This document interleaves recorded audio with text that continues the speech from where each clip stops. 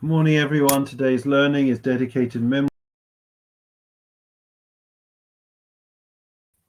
Sorry, my mistake. Today's learning is dedicated to memory of Zisa Bas Yaakon, Chana Bas Nachum Balacha, as well as Ami Bas Aryeh, Paul Casimir, Yom Yochib Ben Moshe Eliezer, Shlomo Yochib Ben Moshe Eliezer, Ben Zion Ben Yitzchok, Aryeh Ben Shimon Leah Bas Bible, Avram Mordechai Ben Moshe Katner, Menashe Ben Tzvi Zalman, and Ralia Bas Avram Pinkus. Wish all their families long life. Good morning, Carol. Good morning, everyone.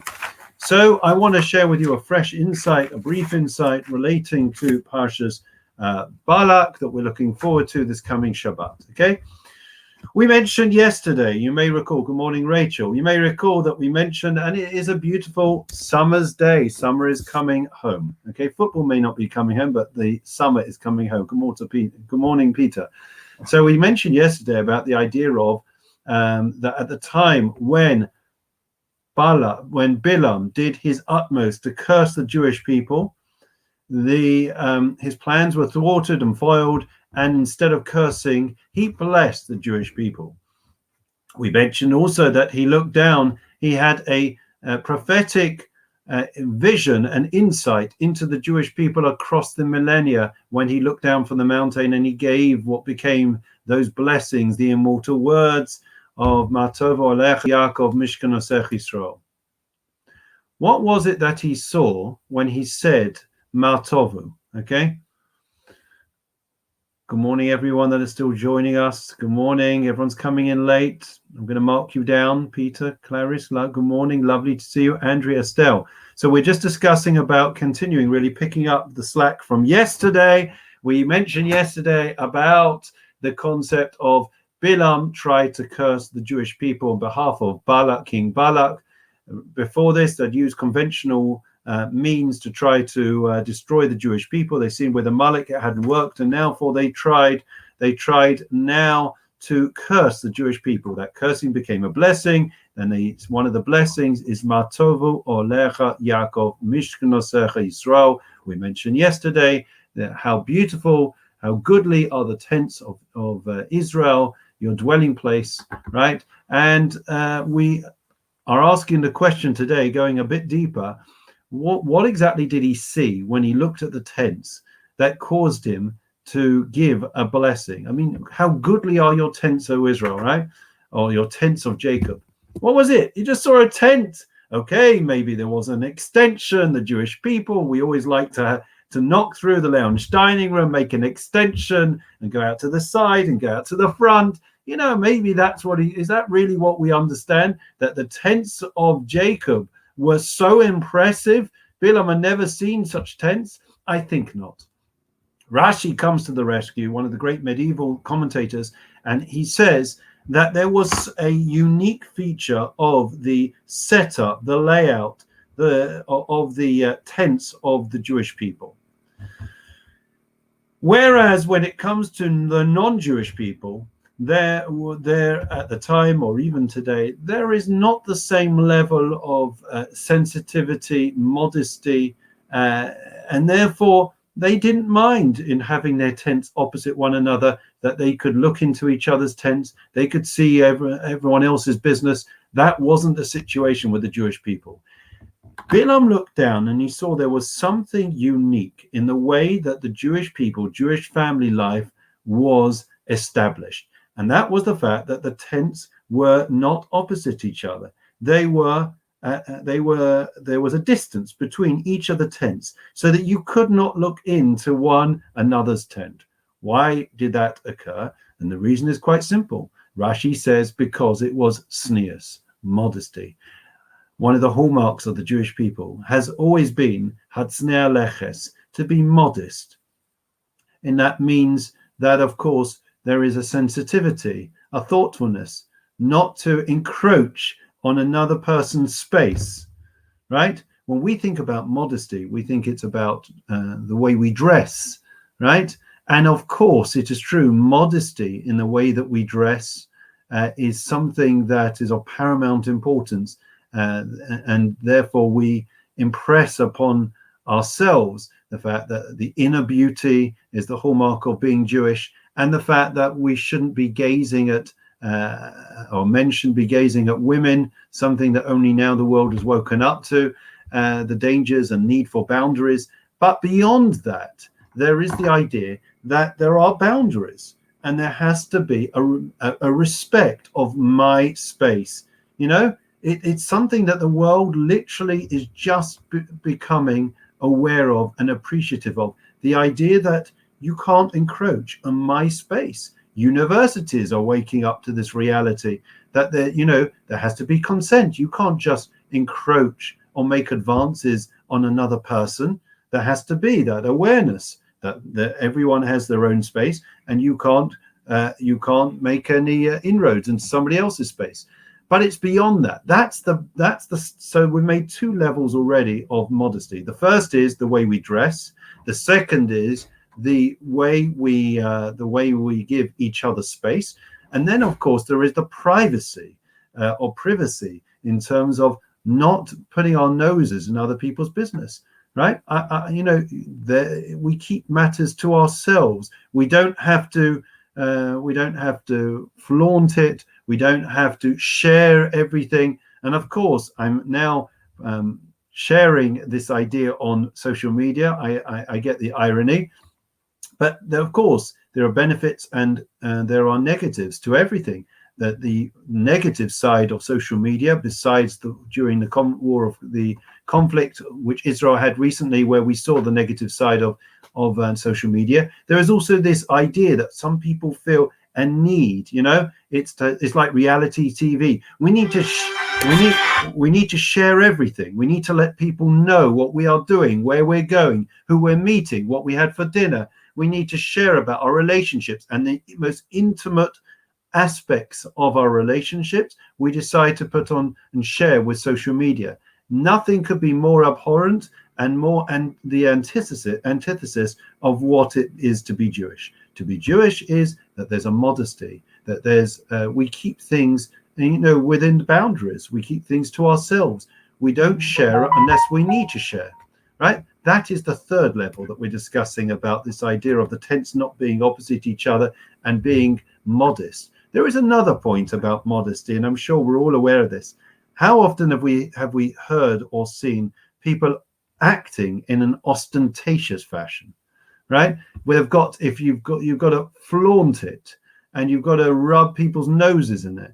You've got to let everyone know that you've made some money, or that you want to show or be acknowledged for what you've achieved and your successes in life. So therefore, we need to buy the flashiest car, we need to make the mashprontiest simcha, and we need to, all designer clothes, and we need to let everyone know about that we have arrived on the scene, right? Nothing could be further from the traditional, eternal values of our people.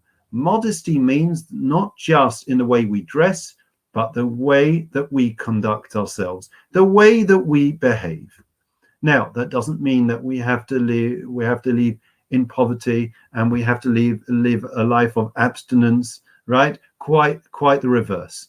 But we have to live according to our means, and we certainly should not be living in an ostentatious, flaunting fashion in terms of what we have.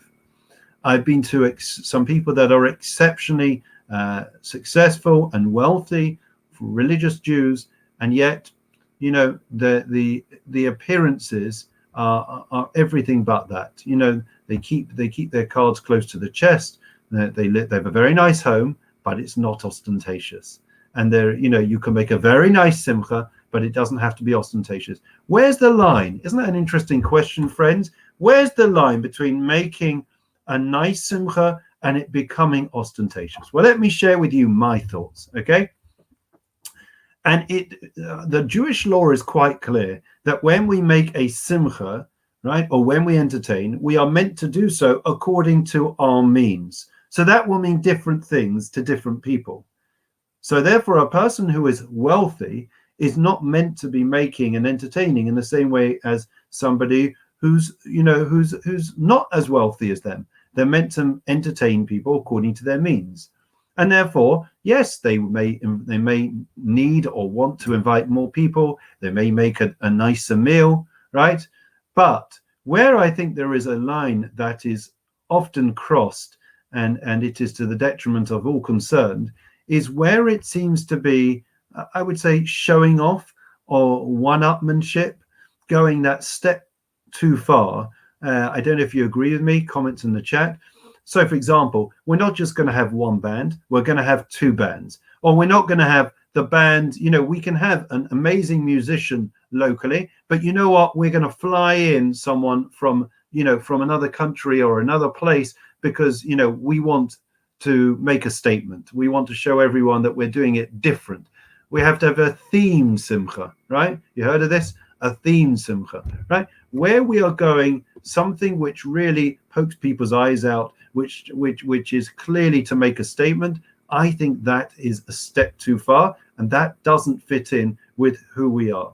So what we are saying in a nutshell, was we are going to have to finish, is that the idea of what the blessing that even a non-Jew, a non-Jewish prophet was able to see and to appreciate in the Jewish people is tzniut, modesty. And what we have learned this morning is that modesty isn't just about from head to toe the way we dress, right? Modesty is the way we behave, the way we conduct ourselves, the way we make simchas, right? And also the fact that we keep our private lives private, right? The fact that we're not putting our noses in other people's business. These are all aspects of what it means to live a life of modesty. Modesty is living a life of some type of normality, right?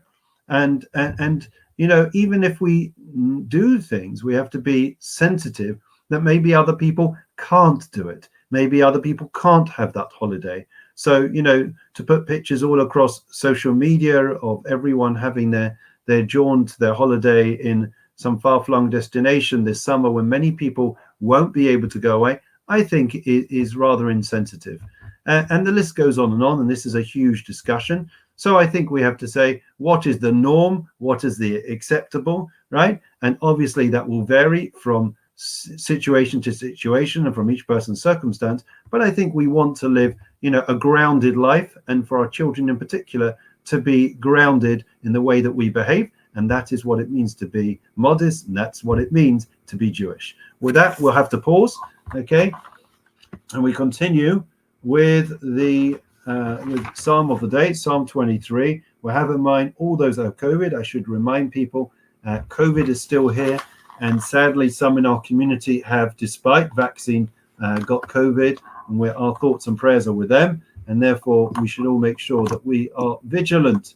Okay, the Lord is my shepherd, I shall not want. He causes me to lie down in green pastures. He leads me beside still waters. He restores my soul. He leads me in the paths of righteousness for his name's sake. Even as I walk in the valley of the shadow of death, I will fear no evil, for you are with me.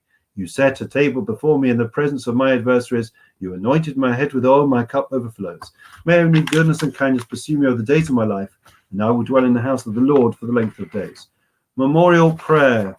Adon Olamim Zachoes Nishmois.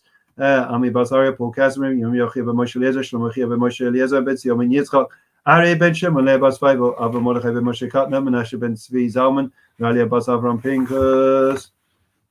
And the Yortzites for today: Zisa Bas Yokorn, Chana Bas Nachum Blacha, Shalachu Lilamam, Vegan Einen Temenucha, Sam Lachim Badarachamim, Yasvim Besetakana Pabliolamim, Yetzros Chasham, and Nachlasam, Vianuchu Bishlam, Mishkavam, Venoma, Amen. Long life wishes to all. Lastly, Refush Lema, Mi Shaber Havasen Ramis, Chaviako Moshe, Aaron W. Shlomo, Hu Yavarech, Rapes Achelim, Babu Shanim Ispalim, Babu Ram.